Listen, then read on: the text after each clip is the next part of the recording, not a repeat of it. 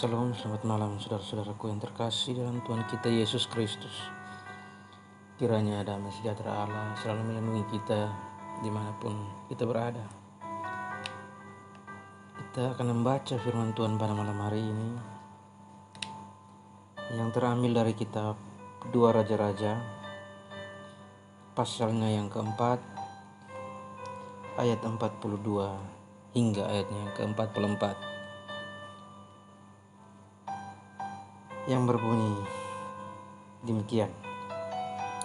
Memberi makan 100 orang. Datanglah seorang dari Baal, Salisah, dengan membawa bagi abdi Allah roti hulu hasil, yaitu 20 roti jelai serta gandum baru dalam sebuah kantong. Lalu berkatalah Elisa, berilah itu kepada orang-orang ini supaya mereka makan. Tetapi pelayannya itu berkata, bagaimanakah aku dapat menghidangkan ini di depan 100 orang? Jawabnya, berikanlah orang-orang itu supaya mereka makan, sebab beginilah firman Tuhan, orang akan makan, bahkan akan ada sisanya. Lalu dihidangkannyalah di depan mereka, maka makanlah mereka, dan ada sisanya sesuai dengan firman Tuhan. Saudaraku yang terkasih dalam Tuhan kita Yesus Kristus, yang menjadi ayat renungan kita pada malam hari ini, yaitu di ayatnya yang ke-43 bagian C. Sebab beginilah firman Tuhan, orang akan makan, bahkan akan ada sisanya. Saudaraku yang terkasih dalam Tuhan kita Yesus Kristus, tema renungan saat ini berbunyi demikian.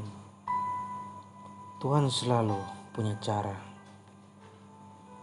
Saudaraku yang terkasih dalam Tuhan kita Yesus Kristus, bacaan hari ini memberitahukan kepada kita bagaimana cara Tuhan bekerja. Diceritakan bahwa Nabi Elisa adalah seorang abdi Allah. Dia hendak memberi makan roti jelai kepada 100 orang. Rencana ini tidak mungkin dilakukan oleh seorang sang pelayan karena jumlah roti yang dibawa oleh orang Baal selisihnya hanya berjumlah 20 buah. Saudaraku yang terkasih dalam Tuhan kita Yesus Kristus, namun Elisa tetap menyuruh hambanya melakukan apa yang diperintahkannya. Apa yang terjadi? Pada akhir cerita menunjukkan bahwa firman Tuhan yang mendasari perintah Elisa terbukti benar, sebab ada sisa dari 20 roti yang telah dibagikan. Saudaraku yang terkasih dalam Tuhan kita Yesus Kristus, cara pandang berbeda menghasilkan sikap yang berbeda. Dari cerita ini kita melihat dua perspektif atau dua cara pandang yang berbeda. Bagi pelayan Elisa, secara matematika jelas tidak mungkin memberi makan 100 orang dengan 20 roti. Itu sangat mustahil. Pada sisi yang lain, Elisa melihat dalam kata mata iman, sebab Allah telah berulang-ulang menunjukkan bukti penyertaannya. Dalam pasalnya yang keempat kita lihat, Elisa telah mengalami banyak pengalaman yang mendorongnya memiliki sikap iman yang jelas. Ketika ia bersama janda yang hanya mempunyai sebuah buli-buli berisi minyak, Tuhan membuat mujizat. Ia juga pernah menolong seorang perempuan Sunem dengan menghidupkan anak laki-lakinya. Dan ketika ia kembali ke Gilgal, ia meloloskan rombongan para nabi dari keracunan makan.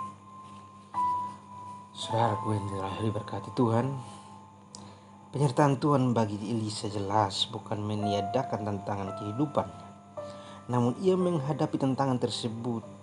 Dia melihat dunia dalam kelimpahan kasih Allah. Elisa bergantung pada Tuhan. Itulah yang memungkinkan dia membagikan harapannya tentang kasih Tuhan yang berkelimpatan dengan orang-orang di sekitarnya.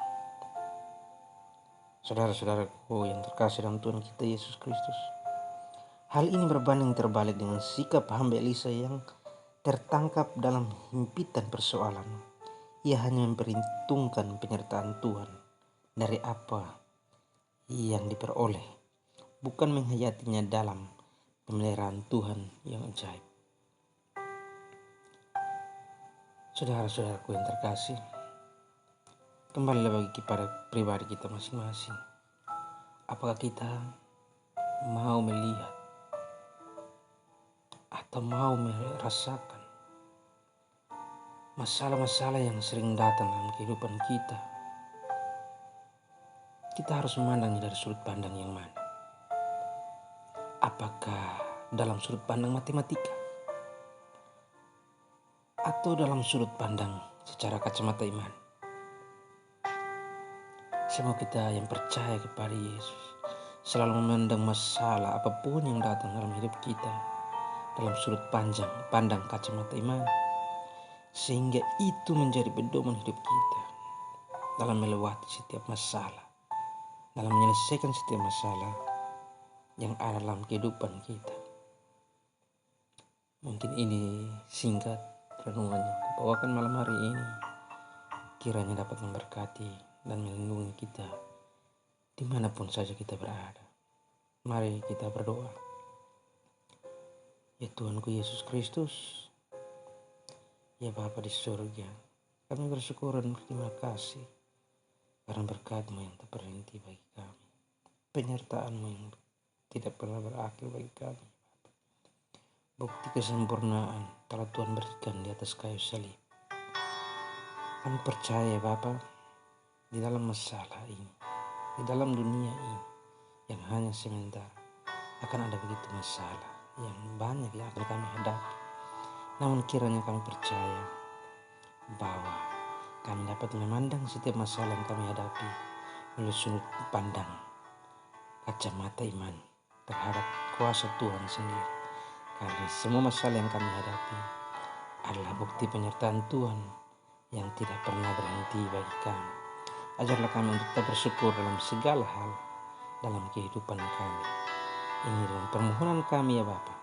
Dengarkan sambut, selalu melindungi kami dimanapun kami berada. Terima kasih Tuhan Yesus. Amin. Kiranya damai dan sukacita Allah selalu melindungi kita dimanapun kita berada. Shalom.